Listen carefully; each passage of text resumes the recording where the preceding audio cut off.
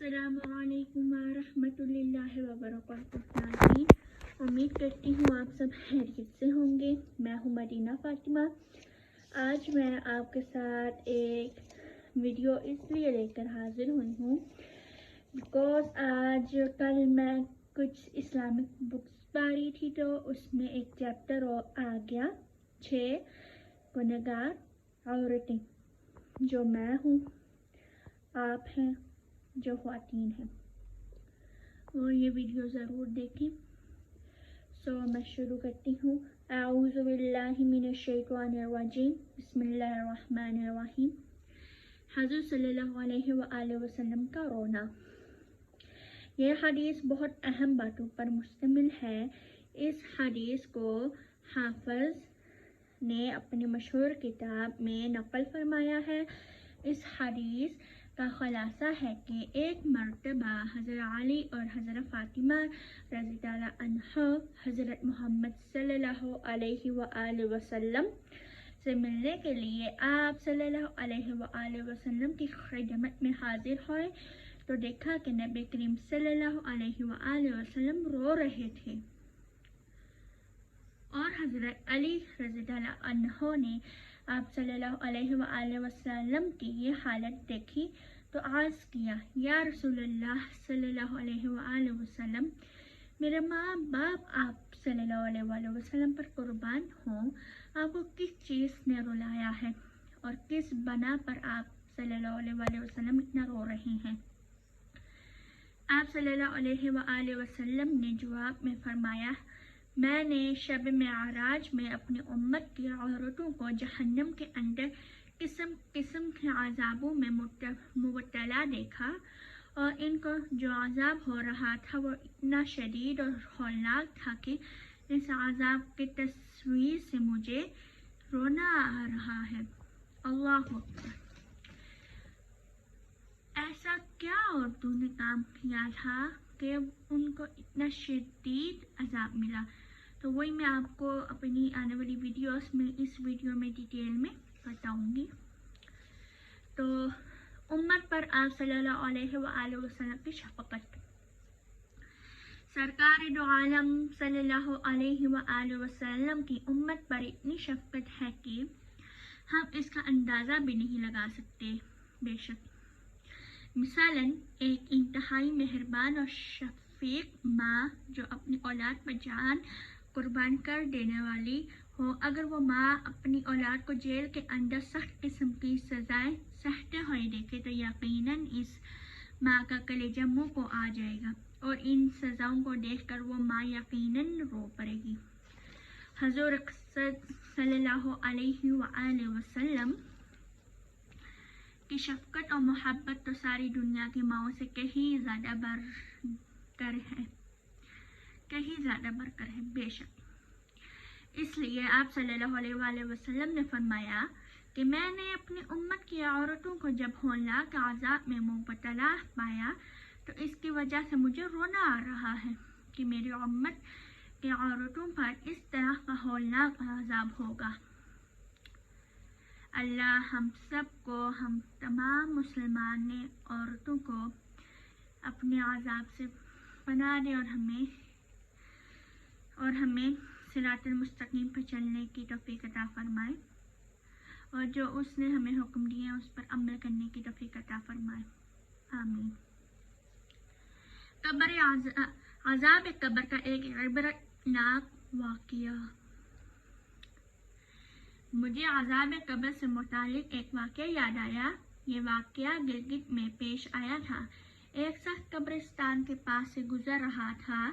اس نے کسی قبر سے آواز سنی کہ مجھے نکالو، میں زندہ ہوں۔ جب 1-2 مرتبہ یہ آواز سنی تو اس نے یہ سمجھا کہ یہ میرا وہم اور خیال ہے، کوئی آواز نہیں آ رہی ہے۔ لیکن جب مسلسل یہ آواز سنی تو اس کو یقین ہونے لگا۔ چنانچہ قریب میں ایک بستی تھی۔ وہ شخص اس بستی میں آیا اور لوگوں کو اس آواز کے بارے میں بتا کر کہا کہ تم بھی چلو اور اس آواز کو سنو۔ چنانچہ کچھ لوگ اس کے ساتھ آئے، انہوں نے بھی یہی آواز سنی اور سب نے یقین کر لیا کہ واقعی یہ آواز कब्र से आ रही है। अब यकीन होने के बाद आलिमा से ये मसला मालूम करना चाहा कि कब्र खोलना जायज़ है या नहीं। चुनाचे वो लोग महल्ले की मस्जिद के इमाम साहब के पास गए और इनसे कहा, इस तरह कब्र से आवाज़ आ रही है और मैयत कह रही है कि मुझे कब्र से निकालो, मैं जिंदा हूँ। इमाम साहब ने फरमाया कि अगर तुम्हें इसके जिंदा होने का यकीन हो गया है तो कब्र खोलो और इसको बाहर निकाल लो। चुनाचे लोग हिम्मत करके कब्रिस्तान गए और जाकर कब्र खोली। अब जो ही तख्ता हटाया तो देखा कि अंदर एक औरत नंगी बैठी हुई है। अल्लाहु अकबर, अस्तगफिरुल्लाह। और इसका कफन गल चुका है और वो औरत कह रही है कि जल्दी मेरे घर से मेरे कपड़े लाओ, मैं पहनकर बाहर निकलूंगी। चुनाचे लोगों ने फौरन दौड़कर इसके घर वालों को किस्सा बताया, इसके कपड़े और चादर वगैरह लेकर आए, लाकर कब्र के अंदर फेंक दिए। इस औरत ने इन कपड़ों को पहना और चादर ऊपर डाली और फिर तेजी से बिजली की तरह अपनी कब्र से निकली और अपने घर की तरफ दौड़ती हुई भागी और जाकर कमरे के अंदर से कुंडी लगा ली।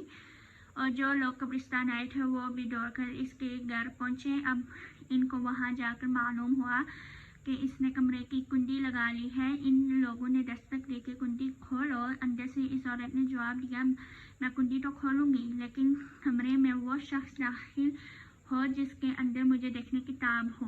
ताब मतलब कि हौसला हो, ताकत हो मुझे देखने की, इसलिए कि इस वक्त मेरी हालत ऐसी है कि हर आदमी मुझे देखकर बर्दाश्त नहीं कर सकेगा। लिहाजा कोई दिल गद्दा, वही मतलब कि कोई बहादुर का ताकतवर का जो मुझे देख सकते, लिहाजा कोई दिल गद्दा वाला शख्स अंदर आए और आकर मेरी हालत देखे। अब सब लोग अंदर जाने से डर रहे थे मगर 2-4 आदमी जो मजबूत दिल वाले थे, इन्होंने कहा कि तुम कुंडी खोलो, हम अंदर आएंगे। चुनाचे इसने कुंडी खोल दी और ये लोग अंदर चले गए। अल्लाह हम सबको पनाह देना। तो जब वो अंदर गए तो उसकी जो हालत थी बेपर्दगी की सख्त सज़ा, वो मैं आपके साथ बयान करती हूँ। अंदर वो औरत अपने आप को चादर में छुपाए बैठी थी। जब लोग अंदर पहुंचे तो इस औरत ने सबसे पहले अपना सर खोला। इन लोगों ने देखा कि इसके सर पर एक भी बाल नहीं है, वो बिल्कुल खाली खोपड़ी है, ना इस पर बाल है और ना खाल है, सिर्फ खाली हड्डी ही हड्डी है। लोगों ने इससे पूछा, तेरे बाल कहाँ गए? इस औरत ने जवाब दिया कि जब मैं जिंदा थी तो नंगे सर घर से बाहर निकला करती थी, फिर मरने के बाद जब कब्र में लाई गई तो फरिश्तों ने मेरा एक एक बाल नोचा और इस नोचने के नतीजे में मेरे बाल के साथ खाल भी निकल गई। अब मेरे सर पर ना बाल है और ना ही खाल है। तो जो मेरी ख्वातीन वीडियो देख रही है, मेरी गुजारिश है आपसे कि जब भी घर से बाहर निकले, नॉन महरम के सामने जाए, आप सिर्फ अपने बाल अपने फादर को, अपने ब्रदर को, अपने सन को एंड अपने हस्बैंड को दिखा सकती हैं।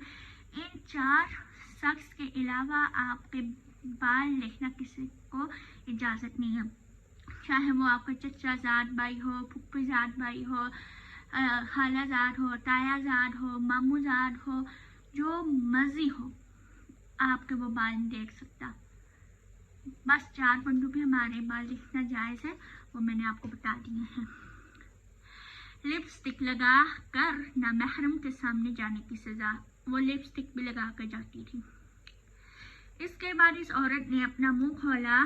जब लोगों ने इसका मुंह देखा तो वो इतना खौफनाक हो चुका था कि सवाए दांतों के कुछ नजर न आया। ना ऊपर का होंठ मौजूद था और ना नीचे का होंठ मौजूद था, बल्कि 32 के 32 दांत सामने जड़े हुए नजर आ रहे थे। सोचिए अगर किसी इंसान के सिर्फ दांत नजर आए तो कितना डर मालूम होता है। अब इन लोगों ने औरत से पूछा कि तेरे होंठ कहाँ गए? इस औरत ने जवाब दिया कि मैं अपने होंठों पर लिपस्टिक लगाकर ना महरम के मर्दों के सामने जाया करती थी।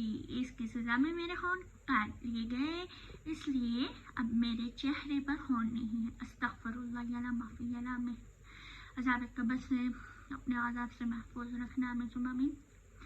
जो लड़कियां लिपस्टिक लगा के सवर के नॉन महरम के सामने जाती है तो उनसे मेरी ये अपील है कि ये मत करें। हमारा आखिरी ठिकाना कब्र ही है, उस कब्र की तैयारी करें, ना कि इस दुनिया को अपने पीछे लगाने की तैयारी करें। कब्र की तैयारी कर लें, क्योंकि आखिरत की ज़िंदगी हमेशा वाली ज़िंदगी और उसमें आप पास हो जाए। दुनिया में ऐसे मत करें प्लीज़।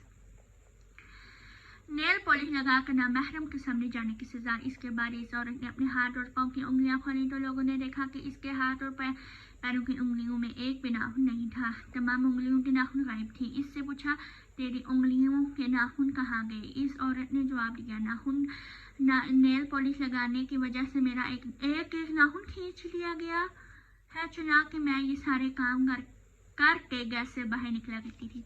देखिए मेरी वाली बात आ गई कि घर में जो लोग होते हैं, पापा हो गए, भाई हो गया, बेटा हो गया, शौहर हो गया, उसके सामने आप ये सारी चीज़ें लगाकर जा सकती हैं। बट अगर आप नॉन महरूम के सामने घर की चारदीवारी से बाहर जाके अगर आप ये काम करेंगे तो उसका आपको हिसाब भी देना पड़ेगा।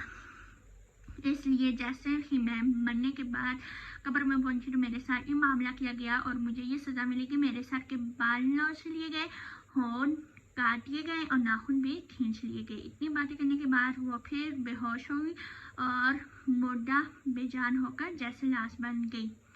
चुनांचे इन लोगों ने दोबारा इसे कब्रिस्तान पहुंचा दिया। अल्लाह ताला को ये इबारत दिखाना मकसद था कि देखो इस औरत का क्या इंजाम हुआ। अगर अल्लाह ये ना दिखाता तो हमें कोई हमारी अक्ल में बात घुसनी थी।